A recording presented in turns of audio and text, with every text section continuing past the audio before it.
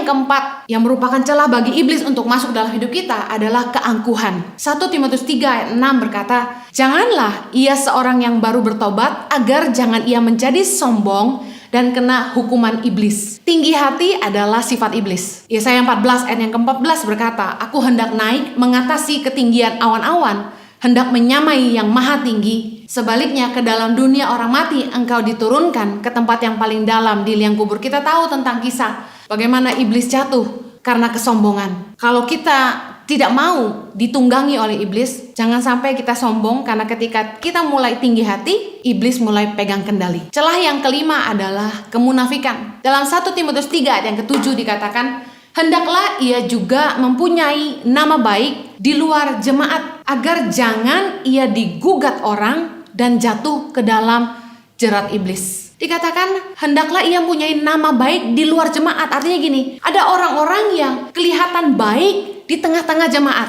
Ada orang yang kelihatan baik di gereja, rajin beribadah, menyebut dirinya pelayan Tuhan. Tapi dengan firman Tuhan berkata, kita harus memastikan bahwa kita punya nama baik juga di luar jemaat. Yang artinya gini, kita harus hidup benar di dalam dan di luar jemaat. Hidup kita tidak hanya baik di dalam, tapi kita juga harus jadi kesaksian bagi orang-orang di luar. Kegagalan banyak dari orang percaya adalah tidak mampu menghidupi apa yang mereka imani. 1 Yohanes 3 ayat 7 berkata, "Anak-anakku, janganlah membiarkan seorang pun menyesatkan kamu. Barang siapa yang berbuat kebenaran adalah benar, sama seperti Kristus adalah benar." Bagaimana kita menilai apakah hidup kita munafik atau tidak? Lihat buah-buah hidup kita. Kalau kita melakukan apa yang benar, kalau buah hidup kita adalah kebenaran, berarti kita adalah orang benar. Dan sebaliknya, kalau kita hanya kelihatan benar di depan orang banyak saja, berarti masih ada kemunafikan dalam hidup kita. Karena itu yang akan menjadi jerat bagi iblis dalam hidup kita. Bagaimana supaya kita tidak buka celah kepada iblis? Firman Tuhan berkata dalam Yakobus 4 ayat yang 7, "Karena itu tunduklah kepada Allah dan lawanlah iblis, maka ia akan lari daripadamu." Jadilah penurut Allah.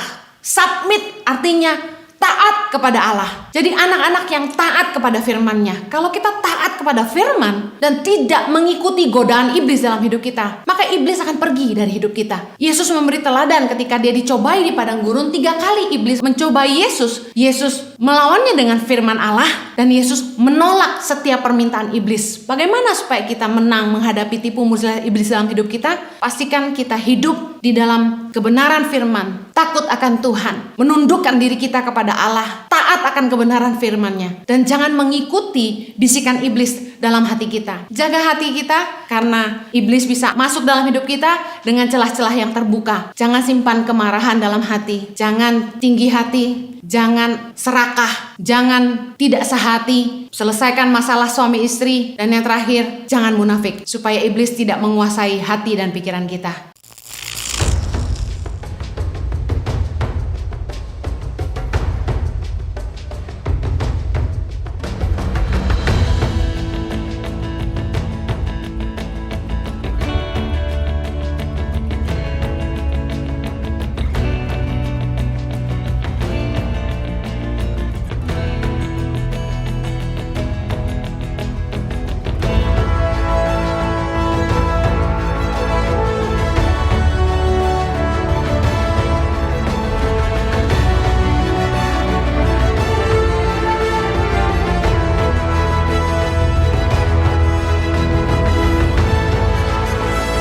Suka duka, perjuangan guru tangan pengharapan dalam membangun pendidikan di pedalaman Indonesia.